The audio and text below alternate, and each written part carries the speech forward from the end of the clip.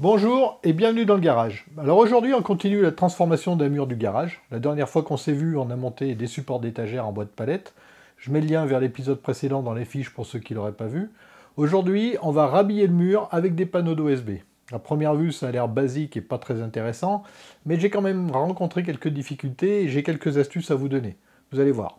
Ceci étant dit, on reprend le chantier exactement où on l'a laissé la dernière fois. Allez, bon visionnage. Donc l'étape suivante, elle va consister à découper ce panneau-là, dans ce sens-là, pour pouvoir le plaquer ici. En effet, j'ai un premier panneau qui est déjà plaqué contre le mur. Le deuxième panneau qui se trouvait ici, et bien maintenant il va falloir que je le découpe parce que le panneau, quand il était posé, je l'ai posé entier parce que le mur était nu. Mais maintenant il y a les supports d'étagères. Et donc pour faciliter le montage, je vais faire des tranches.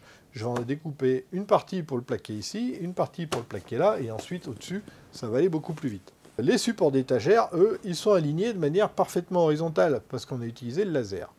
Le problème, c'est que le panneau qui se trouve ici et qui est déjà monté, lui, il est aligné avec le sol. Et donc, comme le sol n'est pas parfaitement horizontal, c'est normal, et du coup, il y a une pente dans un sens ou dans l'autre, avec un peu de chance, il n'y en a pas, mais ça m'étonnerait.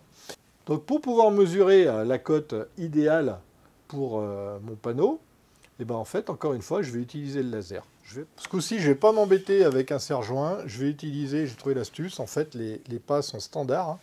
Je vais utiliser un vieux trépied que je n'utilise plus, d'appareil photo. Ce que j'ai fait, c'est que j'ai mis le niveau du laser exactement à la hauteur du panneau que je veux. Et je vais prendre les deux mesures extrêmes. Donc de ce côté du panneau, j'ai 29,7. Là, j'ai 30,5. Pour faire des découpes de grands panneaux comme ça, l'idéal, c'est effectivement la scie à format. Elle sert à ça. J'ai une extension qui se place ici sur le chariot et qui permet de porter des grandes plaques. Mais en fait, c'est une fausse bonne idée parce que cette configuration-là, elle est idéale pour des coupes perpendiculaires ou parallèles ou avec des angles bien précis. Sauf que dans ce cas-là, sur 2,40 m, j'ai 8 mm d'écart, donc on n'est pas exactement parallèle, on est un tout petit peu décalé. Et le problème, c'est que ça, c'est un angle que je ne sais pas mesurer. Donc je ne peux pas être précis avec cette machine pour découper cette plaque dans cette configuration-là. Donc dans un scénario comme celui-là, la solution, c'est l'électroportatif. Je vais utiliser cette scie, je vais m'appuyer sur une règle pour pouvoir faire ma coupe qui finalement est droite. Comme je n'ai pas de règle de 2,40 m, enfin je n'ai pas de règle du tout d'ailleurs, je vais en fait utiliser un autre panneau d'aggloméré de 2,40 m et je vais m'en servir comme règle. Bon, il faut que je revoie quelques petits détails parce que j'avais déjà prévu ma découpe, j'ai fait mon traçage ici, sauf que là on est sur le verso du panneau. Si vous regardez à côté de la scie, vous voyez l'étiquette et ça je ne veux pas le voir, donc ça je vais le mettre côté mur. Le problème c'est que si je suis ce marquage, je vais avoir des éclats de l'autre côté, donc côté parement. Ce que je ne veux pas. Donc il va falloir que je retourne la plaque, que je refasse mon traçage. Ça c'est le premier point. Et comme il y a une face avant et une face arrière, il ne faut pas que je me trompe avec le côté le plus étroit et le côté le plus large. Parce que sinon, je ne pourrais pas retourner la pièce en cas d'erreur. À droite, le plus haut, 30,5. Et à gauche, 29,7.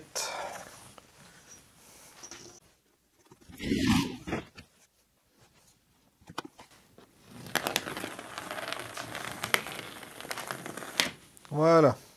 Donc tout de suite, j'ai ma règle ici qui est fixée sur la cote pile et qui est maintenue par deux serre-joints, donc elle ne bouge pas.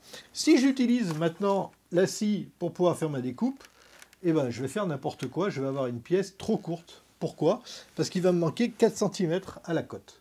Et pourquoi 4 cm? Parce qu'en fait, je vais utiliser le bord de la semelle ici, et je vais plaquer ma règle là-dessus pour découper. Sauf que ma lame, elle se trouve 4 cm plus loin. Alors pourquoi j'ai fait le traçage? Tout simplement pour m'assurer que ma lame va bien suivre mon trait. Ça va me permettre de faciliter l'alignement et de vérifier qu'il n'y ait pas d'écart, parce que je vais être en appui que sur un côté. Je peux éventuellement dévier ma scie, il faudrait être maladroit, mais il faut faire attention quand même, quand on avance la scie, à laisser déjà avancer la scie toute seule, il ne faut pas qu'elle force, et à avoir tendance à pousser côté règle, pour éviter de dévier du mauvais sens. Voilà. Donc attention à ce détail, et aussi au détail important, Attention, à la largeur de la lame, il faut aussi prendre en compte le fait que si on se met sur le trait, on va avoir 1,5 mm, mettons, de perdu si la lame fait 3 mm d'épaisseur. En fait, je ne vais même pas m'embêter à mesurer ces 4 cm. Ce que je vais faire, c'est que je vais décaler la règle en la poussant avec l'outil et je vais m'assurer que je vais mettre la lame du côté extérieur de la pièce, donc de ce côté-là du trait.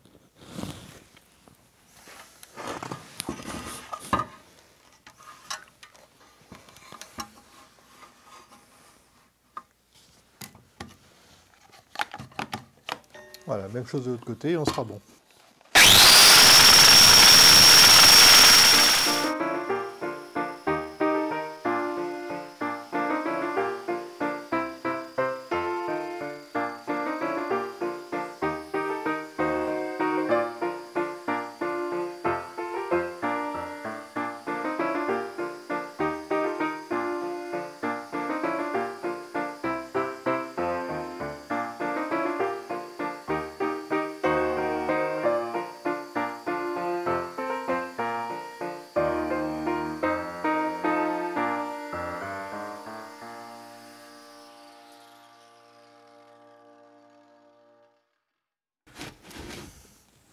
J'espère que ça passe là-bas, oui. Voilà, donc, est-ce que je suis bien calé comme il faut? J'ai l'impression. Ici, là, ici,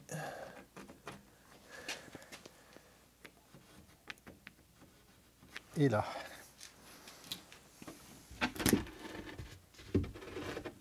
Hop là.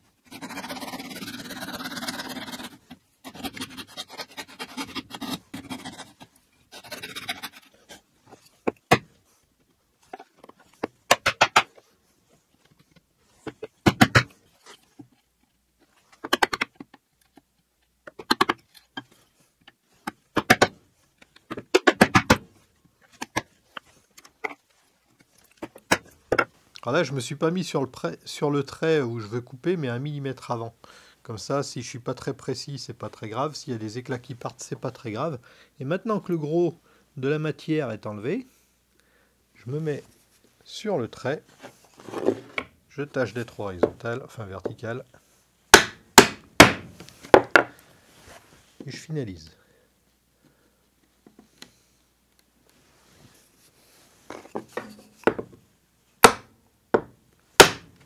Voilà. Et là, la coupe est propre.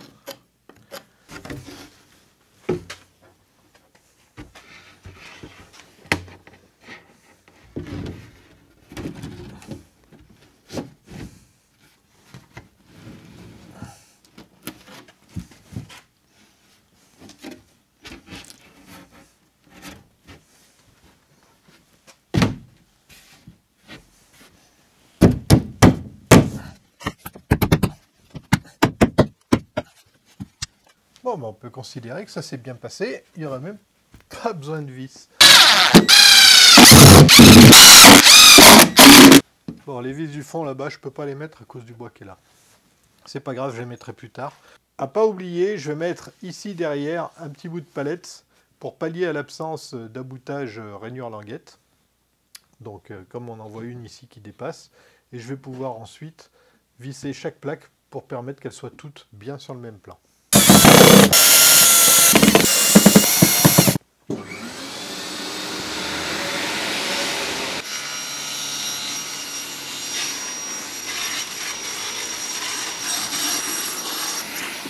Bon, je vais prendre les repères pour des découpes. Je découpe, je pose. Vous avez compris, hein, j'accélère un petit peu. Voilà, donc à partir des explications que je vous ai données, j'ai réussi à construire ce mur. J'ai quand même trouvé deux difficultés. Je vais vous les montrer. La première, elle se trouve ici. J'ai dû découper le panneau ici pour pouvoir le monter. Je vais vous expliquer pourquoi. Et ici aussi, j'ai dû le découper. Ici, on n'est pas loin de l'angle du mur. L'angle du mur, il est juste là. Et ce mur, celui qui est derrière moi, il a un défaut. Il est un petit peu bombé. C'est-à-dire qu'à ce niveau à peu près, il est un peu plus avancé qu'au fond. Voilà. Donc, pour pouvoir enfiler cette partie du panneau, donc là on a des bandes hein, finalement. Cette bande-là, je ne pouvais pas la monter physiquement comme ça parce que, arrivé à peu près ici, le mur là-bas était trop rapproché et empêchait la planche d'avancer. Je ne pouvais pas la mettre en travers non plus puisqu'il fallait que je sois en face de ce taquet d'étagère et de celui qui se trouve là-bas. Donc j'ai pas eu le choix, j'ai dû découper le panneau ici, enfiler cette première partie, et ensuite enfiler celle-là en la mettant oblique et en la tournant. Donc là, c'est passé. Donc là, c'est pas très joli, mais c'est pas grave, parce que ça sera caché de toute façon. Et la deuxième difficulté que j'ai eue, elle est sur le panneau au-dessus. Alors, je ne sais pas si vous voyez bien, mais ici, on a un trait de scie, parce que ce panneau, que je voulais monter en une pièce, j'ai pas pu le faire. Pourquoi? Parce qu'il y a des découpes pour les taquets du haut, et puis il y a des découpes aussi pour les taquets du bas. Ça implique, comme il y a 1, 2, vous voyez à peine, mais ici 3 et 4 taquets d'étagère, j'étais obligé d'apporter le panneau comme ça pour pouvoir commencer à l'enfiler sur les taquets et ensuite le plaquer au mur. Le problème, c'est que j'ai pas pu faire ça parce que sur la trajectoire, il y a ces 2 taquets d'étagère. Évidemment, je ne peux pas les supprimer. Donc, il a fallu que je trouve une solution. Et la solution, je n'ai pas réfléchi assez longtemps. J'ai coupé le panneau dans le sens horizontal et j'ai ensuite passé le panneau donc horizontalement sous les supports d'étagère, redressé, plaqué au mur, et puis la deuxième partie, pareil. Je dis bêtement parce que si j'avais réfléchi un peu plus, j'aurais pris la même option que j'avais pris pour le panneau qui est en dessous, c'est-à-dire couper ici. Ici, ça aurait été caché sur la paroi future du caisson, ici. Et on n'aurait pas vu donc de coupure ici. On aurait eu un panneau unique en fond de placard. Bon, c'est un fond de placard, hein, mais moi, je sais que maintenant, j'aurais pu faire plus joli. Et à chaque fois que je vais ouvrir le placard, si je vois le fond, eh ben, ça va me saouler. Donc, il va falloir que je m'arrange pour que ce placard reste bien plein, en fait. En soi, c'est pas très grave, mais ça m'agace. Voilà.